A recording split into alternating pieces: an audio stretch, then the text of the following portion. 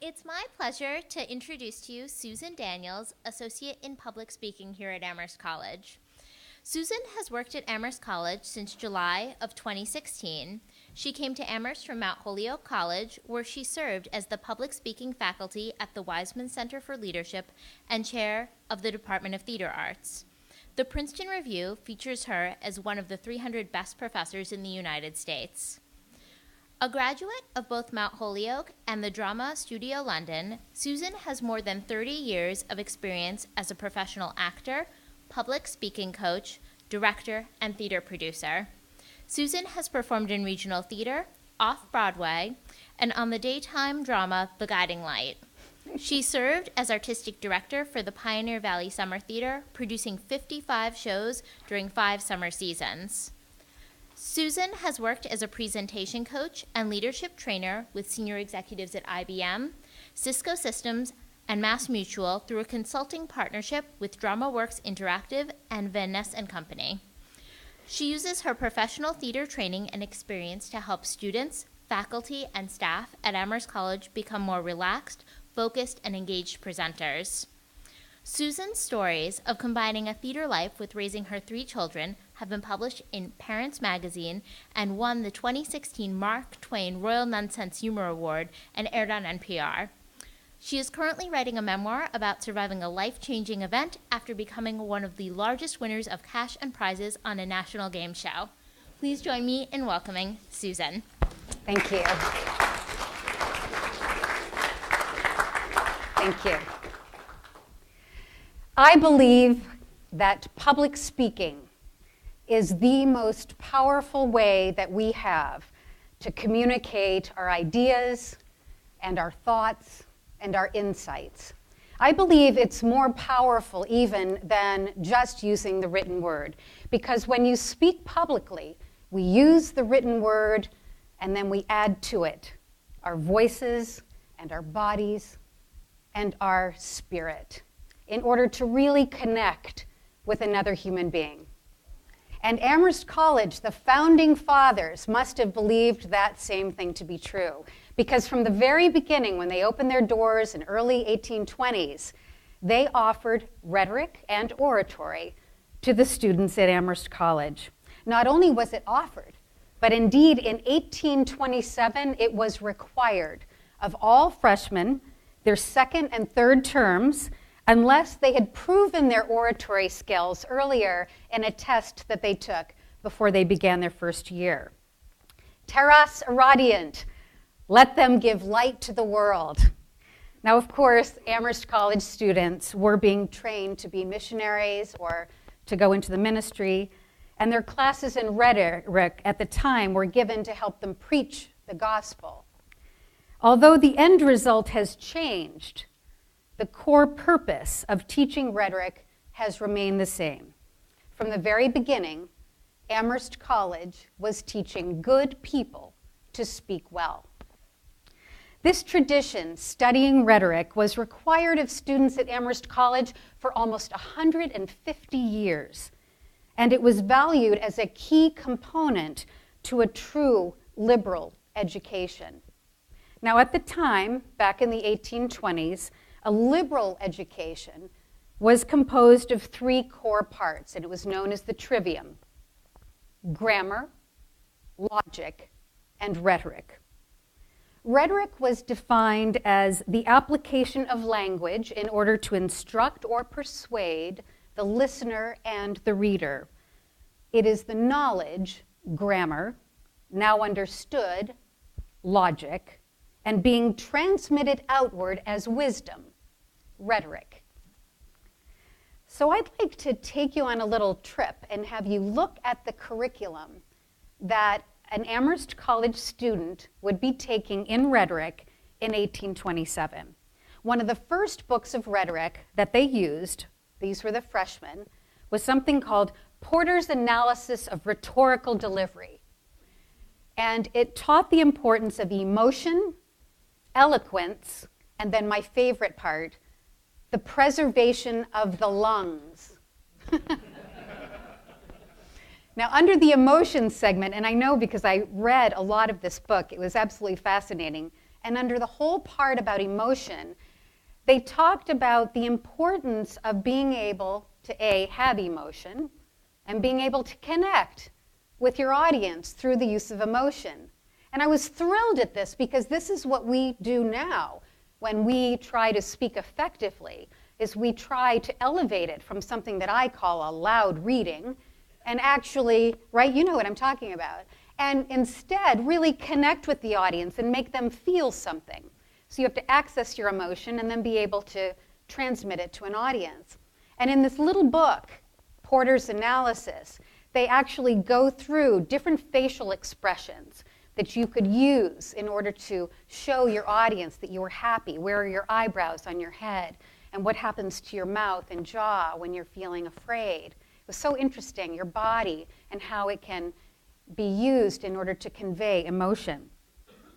The section on eloquence was all about the voice. It was all about using your voice in different ways, the importance of stressing certain words, the power of the pause, the way that you can make your voice go quicker or slower depending on what you want to communicate, how mellifluous your voice was. So in order to avoid talking in this monotone that we often hear now in very long lectures, they actually taught you how to use your voice so that it can go up at certain points and then go down. So that was a fascinating part of the book too. And then again, the end, the preservation of the lungs. And I'm going to share with you the top 4 things to avoid in 1827 so that you can preserve your lungs.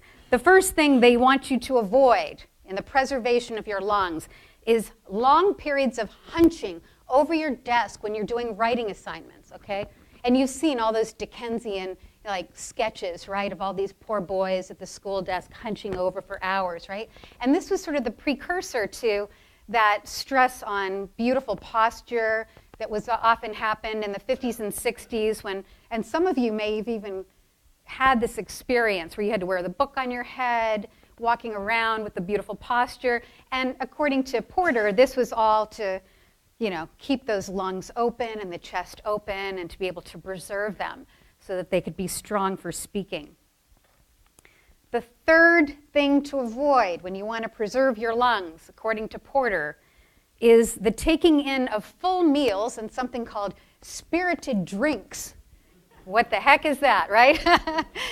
Full meals and spirited drinks right before you speak. I still recommend that you avoid doing that, honestly, right? Because again, the digestion interfering with your breathing mechanism.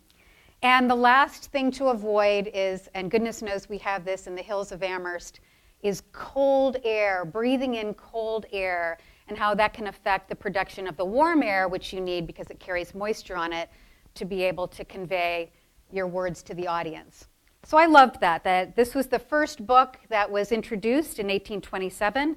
The sophomore year, there was a different book that was required of sophomores, but in addition to the book, they had memorized recitations that took place weekly from the Bible, from Shakespeare, not only monologues and soliloquies, but they had little scenes between Iago and Othello, the Greek Testament, and poetry. So lots of standing and reciting, which was a great practice for them when it came to speaking. The junior year, students here studied Cicero's De Oratore, which described the ideal orator and imagined him as the moral guide of the state. And I love this because, again, it's teaching good people how to speak well. And according to Cicero, the perfect orator was not merely a skilled speaker without moral principles, but he was both an expert of rhetorical technique and a man of wide knowledge in law, history, and ethical principles. The senior year, we had a lot of experiential opportunities happening for seniors. There were weekly rhetorical exercises in the class, weekly public speeches from all of the classes, critical recitations throughout the year in the Greek Testament, and something called public performances, where prizes were given out for speeches on the eve before commencement. And you all continue this tradition to this day. Speakers are chosen to speak at speaker assembly, at the senior assembly, which happens the the week before commencement, and they're chosen by their class in a senior speak-off. And there are prizes still at Amherst College that are awarded for different wonderful speakers. In 1892, the courses were now divided into rhetoric, and now we see the introduction of something actually called public speaking. And this was shocking to me that this would happen as early as 1892. The rhetoric course was described as it gives the student practice in the forms of composition used in oral address in professional and public life.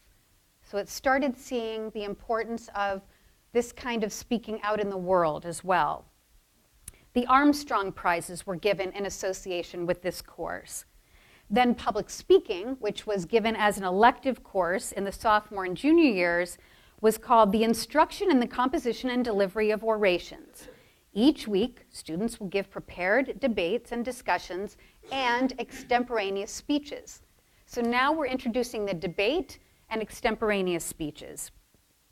The course was a special preparation, and this is their words in the college catalog, for the duties of citizenship, referring largely to our political history, social reform, and economic interests. And you have to remember, this is post-Civil War, so there's still post-Civil War racism. There's the Populist Party is starting. Farmers were fighting for the 8-hour day. The women's movement was starting to really gain some speed in terms of the speeches and what was being spoken about. So isn't this wonderful that Amherst College at the time was literally training and helping its students to speak about what was happening in the world, to become better citizens. In 1900, you all had a department of public speaking. Imagine that. In that, there was argumentation and logic, declamations, opportunities for freshmen and sophomores, debates for seniors. There was argumentation in debates was taught. And your senior year, you had individual courses that trained the contestants that would be speaking at the end of their senior year. Can you imagine nowadays a whole course just to help coach you so that when you were a contestant to speak in these big prizes that were given at the end of the year, you would thoroughly be trained? What a competition. I think it's tremendous, and I can't believe it started so early. Some of the prizes that were given out at Amherst College were the Kellogg Prizes, and that was for freshmen and sophomore for excellence in declamation. It was a $50 prize. And when I looked up what that would be in today's money, that would be $1,350 for that speech. The Hyde Prize was for the best oration of all. The composition and delivery were looked at in terms of the judging. And that prize was $100. Again, that would be $2,700 now for that speech. And the Bond Prize was the best production spoken on the commencement stage as determined by the trustees. Right? Again, $100, $2,700 now. But what I love about this is how much it was valued and rewarded to be able to take your thoughts off the page and to be able to speak them, have a cogent argument, and be able to connect seriously with a group of people to help affect change in the world. It was valued and prized. Now we have something called the Gilbert Prize, which is given to a junior, the Hardy Prizes, which are for the best extemporaneous speeches, and the Rogers Prize is still given out today for the best debate. Henry Clay Folger, who many of you are probably familiar with, the founder of the Folger Library here at Amherst College, won an oratorical essay contest in 1879 that paid for his junior year at Amherst. Imagine that, right? So there's quite an incentive to do well and to be able to speak well. In 1917, as you can imagine, war conditions here at Amherst College. And what I find fascinating was the big article, and you can see this, I think it's on the Amherst College website now in the archive section. But there was a big article in the Amherst Student, about where to go should the sirens go off during the different speeches. So you all had something called the Ivy Oration. How many of you, show of hands, remember the Ivy Oration? that speech. Okay, great. Yeah, so you were there. And the Grove poem, do you remember the Grove poem? This was a poem that was read in what's now called your freshman quad, which was the Grove, until the Grove got changed by a hurricane. And the class oration, which we still have today. We have a senior speaker who speaks at your commencement. So during these particular speeches, there was a different place in the event that a siren should go off for bombing. There were places that you needed to go, different basements of dorms and dining places that you could go and that were put into the instructions during these speeches where lots of people would be gathered. In 1920, public speaking was still required at Amherst College, but now you had a choice. You could take public speaking, you could take something called public reading, which is still very important. How many of you are writers? Have published and you've had to read your own writing? It's tricky, right? It's one thing to be a fantastic writer, and it's another to know how to read your own work. And so that was something that was taught at Amherst College. Or you could also take, and I'm sure a lot of people opted out for this, chorus or orchestra, right? In 1960, 2 introductory courses were required of all sophomores, except those demonstrating an eloquence in oral communication by taking a test before their first year by the Department of Public Speaking. And in 1962, do we have any graduates here from that period of time? Oh, great. Well, you all are the lucky ones, because it looks to me like 1962 was the most robust year that Amherst College ever had in terms of really teaching and offering public speaking courses. You could take the fundamentals of public speaking, a course in extemporaneous speaking, the psychology of persuasion, how fascinating, the parliamentary procedure, argumentation, and the forms of public address and speech criticism, all taught by a Department of Public Speaking. And here's something crazy. In the catalog from 1963, at the beginning, right before you start reading about the courses you can take in public speaking, there's a big announcement, and it says, students with special speech problems should contact the department so that clinical appointments may be scheduled. Now, we could never get away with saying anything like that now, but I have to say, it made me very happy to see the value, again, that Amherst put on being able to communicate well through the voice, because they would give you a clinical appointment that would help you with whatever impediment you had at the time to speaking clearly. So I say, bravo.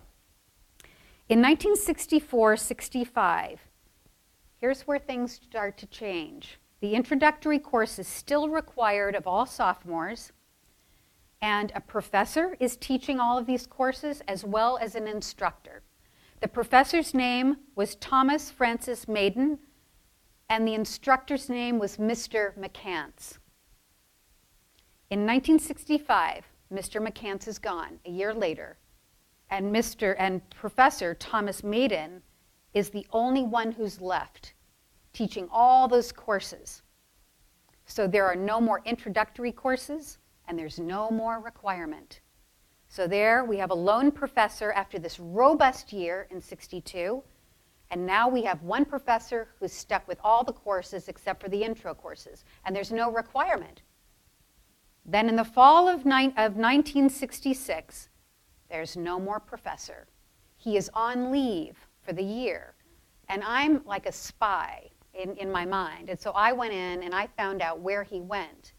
And he wasn't just on leave, but he was obviously interviewing at Princeton and was hired. And what happened was that when he was on leave, there was no more public speaking department at Amherst, and it went away. From 1962 to that robust year to the fall of 1966, in that short period of time. And I am fascinated with this. I am fascinated with what happened to public speaking being actually taught in private colleges, because you still see it all over. Land-grant universities for sure still offer public speaking for all of you. Spouses or children that went to universities. It's also offered at any university that offers engineering departments, for instance, or business programs. It's still offered as a course. But in private colleges in the late 60s, it was completely gone. And there are some theories around this. One theory that I thought of just by reading the Amherst Student was the fact that this was the very year that the core curriculum disappeared. It was the year that the core curriculum was being scrutinized in terms of what do we really want to offer, what's going to be required, what's going to be academic enough. And what took its place? Specialized courses in English literature.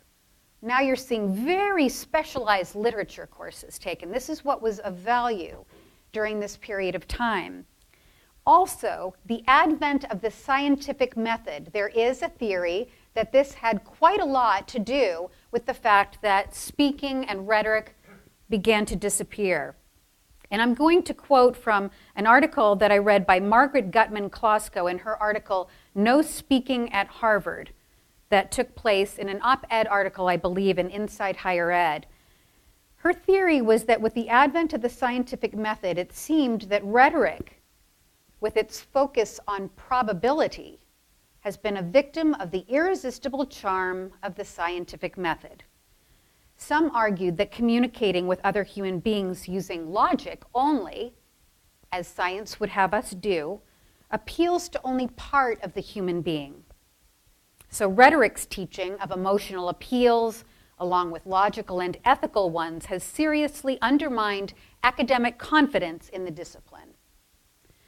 So again, I can't help but to go back to our forefathers who were teaching the importance of emotion as actually part of the effectiveness of public speaking, and yet later it is the very thing that brings it down because it's not just sheer fact. How have we kept public speaking alive? How have we kept rhetoric alive since it sort of closed its doors in the late 60s? And here's something hot off the presses that I literally got this morning. One of your alums, J.J. Gertler. Does anybody know J.J.? Okay. He wrote to me because he found out that I was teaching this or sharing this information with you today. And he couldn't wait to share about the Amherst College Debate Society, because this was something where you all had a lot of practice speaking and debating through this society. JJ says the Amherst College Debate Society was founded in the late 1977. So in the late 70s, 1977. How many of you went to Amherst between like 74, 78? Okay, a couple. Okay, good. So you know. And it was formed by Larry Eichenfield. Am I saying Larry's name right? Do you know Larry? Okay. And David Balin, both the class of 1981. Unlike most university debate societies at the time, this is JJ speaking, Amherst's team was extemporaneous from the start. It only took part in parliamentary debate, participating in the then small U.S. Northeast Circuit and the then dominant Canadian Circuit at the time. There was not then on-topic or national topic type debate at Amherst, and this means that our team was always focused on rhetoric, the quality of the argument and of speech rather than of research. And those of you who have ever taken part in a debate team know that it's usually heavily research-based. Balin had participated in debate in high school, and Eichenfield was, to JJ's recollection, new to the sport. He said they made an indelible impact, reaching the semifinals of their very first tournament at Brown. And they introduced at that tournament what was to become an Amherst signature for some years, a focus on irreverence. I love that, right? Parliamentary debate at that time was very different from today's competition. Debaters actually debated the resolution presented with no advanced knowledge of what it was to be and no prepared cases. So really extemporaneous. Balin and Eichenfield pioneered what came to be known on the circuit as the Amherst squirrel. This was a humorous or unorthodox interpretation of the resolution. Now, I've only been teaching here for 1 year, but can't you just see this happening? I mean, that just sounds to me like the Amherst that I've been introduced to, right? This irreverence, this sort of funny take on the rules, but being super smart about it. So listen to what he gives us an example. He said, for example, this is an example of the Amherst squirrel.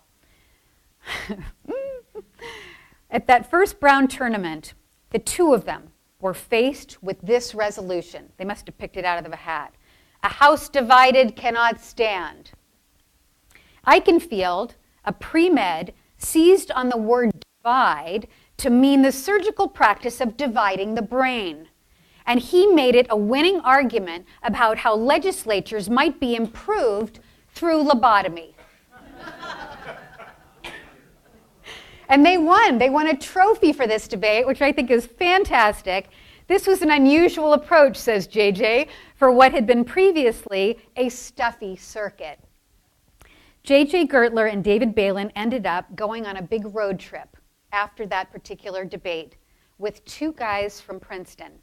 And on that road trip, it was throughout the whole United States, they decided to found the American Parliamentary Debate Association, which stands today. It's a revered institution, and they later went on to win national championships, and following several successes, President Julian Gibbs commissioned the construction of the team trophy case right here in this building. And as you exit the auditorium today, turn to your left and go all the way down the hall, and you'll see the trophy case on your right. And it shows all the trophies that Amherst College has won in debate, and it's really impressive. I'm going to go in there and polish it so it's a little shinier. But it's really great, and you can see the trophy that they won for that particular debate, the Amherst squirrel. Amherst team philosophy, says JJ, was different from many others. Instead of making people compete to get on the team, we welcomed everyone, said JJ, which meant that the team became, at times, rather large. It also meant that a number of notable Amherst alumni gained the exposure to public speaking as part of being in the debate society, and that included David Foster Wallace and now Senator Chris Coons. And both of those gentlemen were JJ's partners at times, because he said that for training purposes, they partnered a senior debater with a junior debater. And that was very unusual, because usually teams tried to, show off with their best debaters, which were usually seniors. But don't you love that Amherst did this from the very beginning? They welcomed everybody. Anyone who wants to come join the debate team can. And then they took juniors and seniors with them on the road to debate. So they were always training up the next team. I love this. And again, this has been my experience, and I've only been here a year. But that spirit of inclusiveness, that spirit of everybody's welcome, come join, let's just try it out, let's just practice, let's go rogue, let's be the Amherst squirrel, let's do it in a new way, and let's win those trophies. Now, what we're doing to teach public speaking is there are some courses that are actually addressing rhetoric and speaking. The craft of speaking is something that is offered through the Department of Theater and Dance now. It's taught by Professor Ron Bashford in the theater department.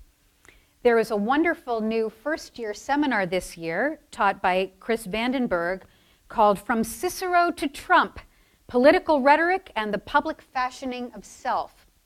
Chris is writing a book about the Empire of Eloquence, that's the name of the book, and it's about the study of rhetoric and oratory in the Roman Empire. Speaking prizes, as I noted, still exist here, and we do have a speaker speak-off where students just come into Johnson Chapel and they give their speeches, and then right there, the students vote to see whose speech is the best and will be performed at commencement, and which two others will be performed in front of the seniors at the award ceremony. We also produce a TEDx event, which is an independently produced TED event here at the college. And I was really impressed when I saw it last year. We invite professional speakers. We show speeches from TED that are filmed. And then we invite a student. Last year we had one student speaker. And as most of you know who are familiar with TED, These speeches later are broadcast throughout the world. They are taped, and they need to meet certain requirements and are broadcast across the world. And I am committed this year to having more than one student speaker by just planning early. So if any of you are around, it's usually in the fall and late November, I encourage you to come to that TEDx event or check TEDx from time to time and look at the speakers that are being featured from Amherst College. In 2016, the Mellon Foundation founded a new position at the college, Associate in Public Speaking. That would be me. And I am the lucky recipient because I have had the privilege of working not only with the students here at Amherst, but also the faculty and the staff, and they've welcomed me with open arms. And I'll tell you the challenges of teaching speaking today, and I just thank goodness for the Mellon Foundation, because they have seen this without even knowing, I'm sure, that Amherst had this illustrious tradition of teaching, speaking, and practicing. But the biggest challenges are that students today, like all of us, when we rely on technology to communicate, rely on it, we are forgetting how to harness our human power.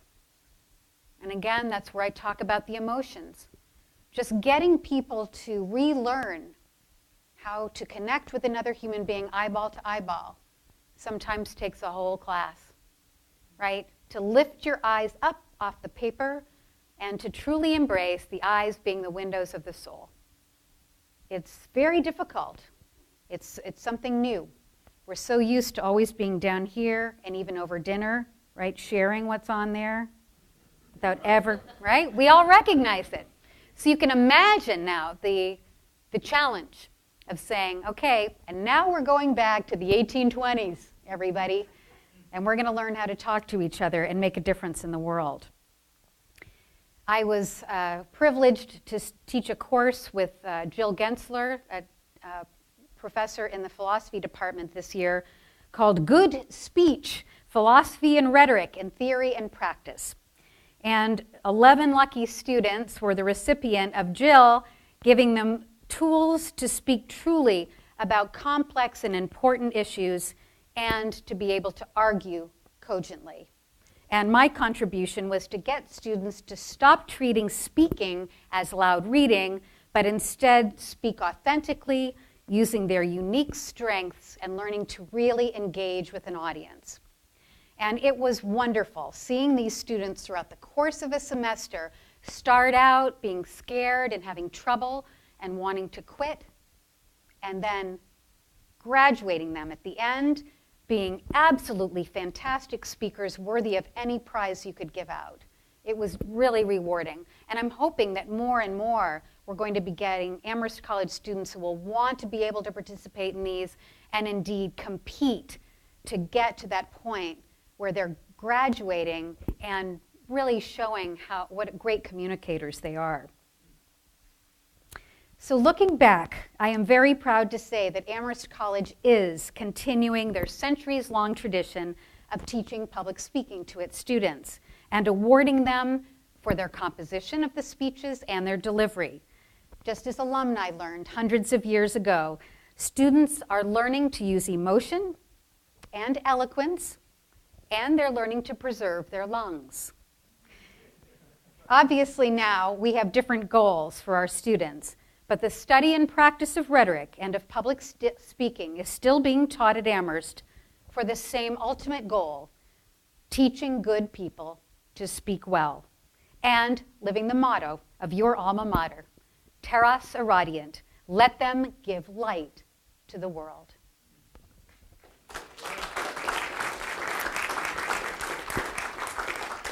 And I'm glad to see some hands coming up, and I'd love to take questions for a few minutes. And after the questions, because I promised you in the description of this, I would love to actually teach some of you a few of the things that we're teaching our students now to help them appear relaxed when they stand in front of a group. How many of you just got to be honest here, sometimes get a little bit nervous when you stand in front of a group? Anybody want to be honest with me?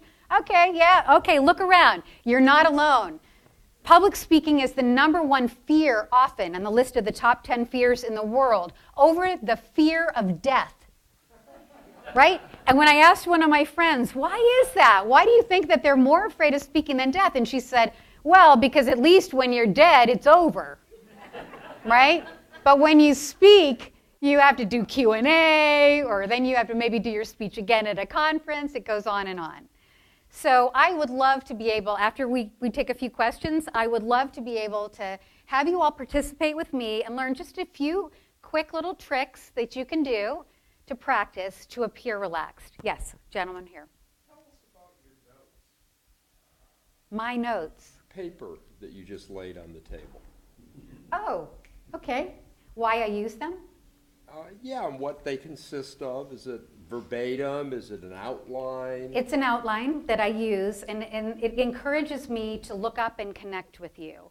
Because one of the things that I'm seeing a lot of is the overuse of PowerPoint, where we have PowerPoint notes that are actually speaker notes. They're what would have been on my card. But because they're the speaker's notes, the speaker will turn to read them. And then we all read the speech with the speaker. We never see the speaker's eyes. We don't see the speaker's mouth. We see their back almost the entire time. And they'll do what I call death by public speaking, because often they'll put 10 or 20 points they want to make. And they'll say it. Today I'm going to be talking about the 20 leading causes of speech impediments in the United States, right? And let's all read them together. And as soon as you see a number, right, a list of 20 things, everybody's going to sleep. You know, what a waste of your time, right? You could have sent me those, sent me your PowerPoint. Does this resonate with anybody, by the way? I'm hearing some laughing. Okay, yes. So I did want to elaborate on, as a class of 62, Yes. we were required to take public speaking. But the and you guys can... Right. Freshman year? No, sophomore year. Sophomore year, okay. And it was considered a gut. Yes. Yes, Okay. yeah. Yeah, you felt that a joke, right? Okay, yeah. Okay. And the professor rarely offered criticism at all. Mm-hmm. However, your classmates, you have to remember this was a different era. Yes. Okay? And when we were taught English 1-2, it was not the criticism of the professor you feared. It was the criticism of your classmates. Yes. Okay? Yes. And the same was true in this rhetoric course. You gave a talk, and then your classmates either laughed or ate you alive, or Well, or you'll be happy to know that one of the things that I teach all of my speaking students is how to evaluate someone for performance. And I teach the professors here how you evaluate for performance, because academics, by our very nature, are trained to evaluate for content only, right? When we hear something or see something, we will comment on that speech and we'll say, well, I disagree with your point, and blah, blah, blah, or I thought your PowerPoint was really excellent because you showed a lot of pictures and blah, blah, blah, blah, blah. It's all about the content. And nothing is about, next time you might try breathing from the belly, or try shaking out a little bit before you walk up. Or next time you might try this. Or I really appreciate your use of pausing in the middle, very effective. Learning how to evaluate someone for performance, using the opposite of what you experienced, right? Laughing or eating alive. I always have them begin with what you did well, then you give constructive criticism of what you could do better next time, and then you end with what you could do well. Because you all are standing in front of us with nothing. This is the most vulnerable position in the world. I should just say. Yes. You have to remember it was a different era. We Yeah, had I all know. survived freshman year. and so we had a thick skin, and number one. All right. And the criticisms were not either oblique. They were often quite helpful. Oh, good. Now, what I was going to say was that in retrospect, I don't know how my classmates feel, I found, although it was considered a gut, this to be one of the most important courses in my future career. Because right. standing up in front of, which I do for a living, Yes. in front of audiences, felt I was way ahead. Yes. Okay. How many of you all in your work now speak in front of groups? Look around. It should, I know, blasphemy, but I think it should still be required, honestly. Blasphemy, right? Yes?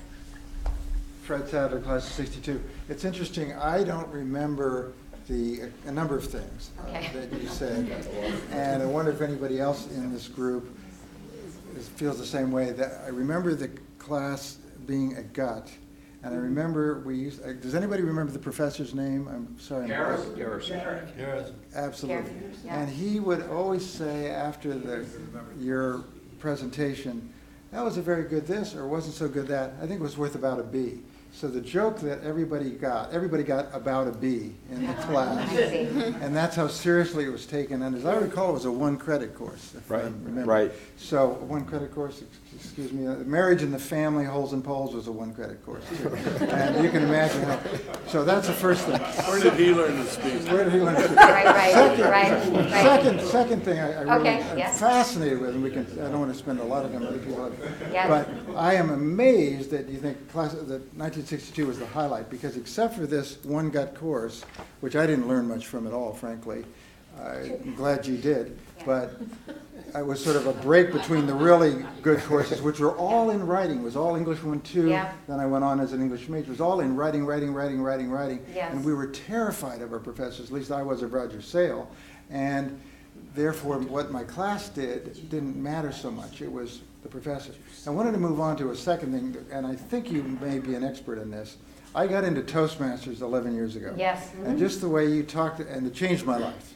And I Yes. do public speaking now. I'm a Yes. physician, but Yeah. I do commencement addresses, I do all kinds of things Yes. that I never would have done if I Yes. hadn't taken Toastmasters. Yes. Which a lot of you probably know about. But you talked about the way you evaluate Yes. students, the sandwich method is what That's you right. use. So That's it right. sounds like you've done Toastmasters. I have done And- Toastmasters, but that hasn't taught me the most. Believe it or not, what's taught me most about public speaking, besides doing it a lot, which I Right. do, is being a performer.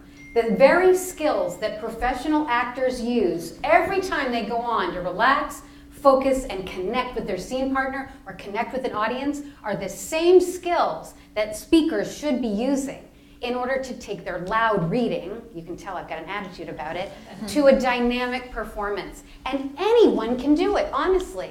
But you do have to practice. And as this couple told me earlier, the hard thing is getting someone to practice, because that fear is so ingrained in us, because it's vulnerable out here. We feel that not only are we being judged for the words that we say, but we're being judged on our intelligence and the way we look and our wit and our charm, and like everything we feel is being judged. And the interesting thing, this is the key actually to being relaxed, is when you can realize on a deep level that it's not about you. Just like life, right? When you realize that your life is about somebody other than yourself, that's when your life becomes highly effective. And it's the same way with speaking. When you realize it's the audience that's the important one, they're the ones that are here gathered to hear your message. You wouldn't be here if they weren't there, right?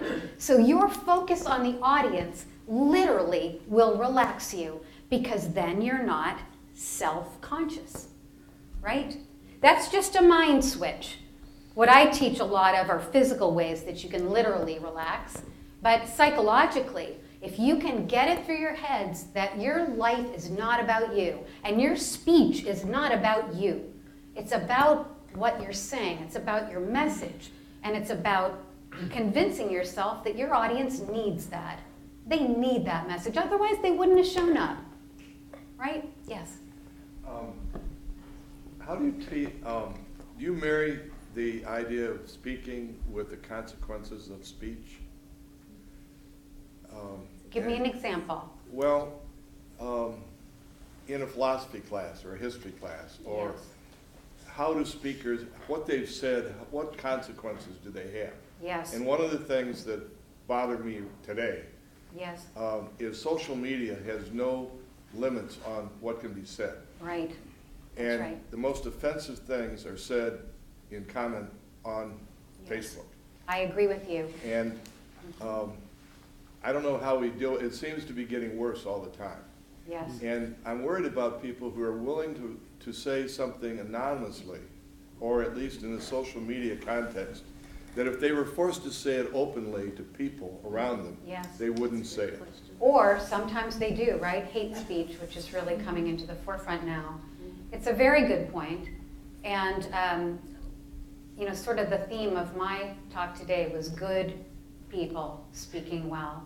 And it's because the course that Jill Gensler and I taught, that was our big mission, was when we began to go into a segment of the course where we taught them how to recognize rhetorical devices, to recognize what is that speaker actually doing, you know, in terms of the performance of the speech, to get that audience to react a certain way. You're then teaching your students how to evaluate what's happening. Is this indeed manipulative, right? Or is it for a true and just purpose? Because to be able to recognize what's happening because of the rhetoric that's being used or the devices that people are using, and this is the ancient battle, right, from time eternal, from Aristotle, right, is the battle between rhetoric, which was highly suspicious, like, no, that's manipulation. You're not going to teach me manipulation. I say it has to do with your purpose, right? What is the purpose of your speech today? You know, and my purpose today was just to inform you of the history of public speaking and hopefully to inspire you in knowing that we are still teaching it with a good purpose, to be able to recognize bad speech, which is what I call the hate speech and the cowards on social media that are not speaking, not using their voices or their bodies or their spirit. And it's a very good point. What? It is a great question, and it troubles us all. Yes. Me? Yeah, sure. Can I ask you about Donald Trump? Oh my gosh. Just, I've made an This is where you can turn observation, the and I wonder if you camera would on. reflect on it. When he is speaking extemporaneously, I think he's, regardless of what he's saying, I think he communicates pretty well. When he's doing a prepared speech, he's terrible. He's loud reading. It's very That's right. inauthentic. I don't know Correct. what you think. I agree with you, and I mean, I don't know exactly your definition of he's very good when Yeah. he's speaking extemporaneously. I would, you know, if you mean authentic, yes, I agree with you. I think he's being authentically President Trump. When he tweets and when he does things extemporaneously, when he speaks, when he does that loud reading, the reason that he's not reaching you, the reason why it's not effective, is because I'm wondering who wrote his speech. Right. If you know. Scanned. Yeah, one of the classes that I teach as a workshop is how to appear authentic in front of a group. Because how many of you have heard that expression, oh, just relax and be yourself, you'll be great. They're going to love you, just relax and be yourself. Well, we would if we knew how, right? And especially when you're dealing with students, many of whom are young, not all, but most of them are young, they don't know who they are. How can they be themselves if you don't know who you are? So in 90 minutes, right, I teach a workshop where I get them to really identify some qualities about them that everybody can see when they just walk into a room. That's who they really are. And then they get to use those qualities when they speak. Because just like your example with our president, when you are being yourself, you are more relaxed and you're highly effective. When you're trying to imitate someone, or read somebody else's words that are canned, you're going to immediately alienate yourself from the audience because they're not going to believe you. You don't believe somebody if they're not being authentic. For instance, I really admire Oprah Winfrey personally, but if I had walked into this room and said, "Good afternoon, Amherst graduates. Look under your seat. You're going to have a new car," right? Or whatever. You all would immediately pull back. You don't even know me, but you know that there was something about me that wasn't real, that I wasn't being myself. Even though you didn't know me, you knew I wasn't being me. So one of the first things that I try to teach my students is, who are you, and how can you just let yourself be that whatever you are, because we are all very different, one from the other. And when we learn about the things about us that are really unique and great, and we can project that, we are successful. People will listen to us. Yes? I'm curious about what you think the best age for teaching public speaking is. The reason I ask is I use a lot of public speaking in my own courses, and I recently wrote a book in which I teach teachers how to teach public speaking to children from kindergarten through 12th grade. I love it. I love it. I honestly, yes, show and tell, right? Show and tell. What a great example. From as soon as we're entered into the school system, we usually have to give presentations of some kind, right? Book reports, show and tell at an early age, announce the weather, whatever it is, right? We have to get up in front of a student body and speak. And I think the earlier the better, just like with teaching a language. If students can get used to getting up and making eye contact with other human beings so they can see it as a way of communicating, then they can go home and get on their Game Boy or get back in the texting or whatever. But let them also know the power of this, because this is truly an arena where human beings can connect with each other on a human level. And I think I have time for, how many times for a question? How much time do I have? What did you know? You have 7 minutes. 7 minutes? Would you all like to learn one way of remaining calm and confident in front of people? Yes. All right, so let's take one quick question, and I'm available afterwards, by the way, if you want to meet me out in the lobby. Yes? Rhetoric encompasses both writing and speaking. Correct. And I'm curious as to whether there's evidence or whether you know that by improving one's speaking rhetoric, it translates into their writing. What do you think? I think it does. I agree. I agree. I haven't actually studied it, but it sounds absolutely right to me. Yeah. All right, let me teach you some things, okay? This will be fun. And for those of you who can stand, I actually recommend it because I am, people might have, a broken leg or something today. She said politically. So the first thing that I'm going to teach you to do, and this is actually, unfortunately, it's one of the most sophisticated things I'm going to teach you today, but I'm going to reteach you how to breathe. We are living in what's now known as stress culture, where most of us are stressed out almost all the time. And because of that, our speaking voice tends to come from our chest, right? And you know this because if you were to go home tonight and take a shower and you pull back the shower curtain and there's a bear in your shower looking back at you, you're going to breathe from your chest and it's going to look like this, right? Your chest is going to go way up. That's what we do when we're in fight or flight. So what we need to do is to relearn the way that we were born to breathe and the way we breathe when we're relaxed, and that is through our belly. Now, I'm going to demonstrate this for you, and then you can do it with me, but the first time you just watch. So the first thing we're going to do is to locate our belly, just in case you forgot where it is. And I'm going to ask you to take your thumb and stick it in your belly button and lay the palm of your hand beneath that area. We're going to call that your belly for now, okay? And your other hand, you can place it on your chest. This hand should not move the whole time, right? Because that would be chest breathing. I'm going to take a deep breath in through my nose, and I'm going to imagine that down here is a sort of flat balloon. It's deflated. I'm going to take the breath in through the nose and inflate this area as if the balloon is filling with air. And it's not just my little stomach in the front. It's going to be a whole region down here, your diaphragmatic region. This is what it looks like. I'll exaggerate. See, it goes out like I'm pregnant. Then out through my mouth as if I'm blowing through a fat straw.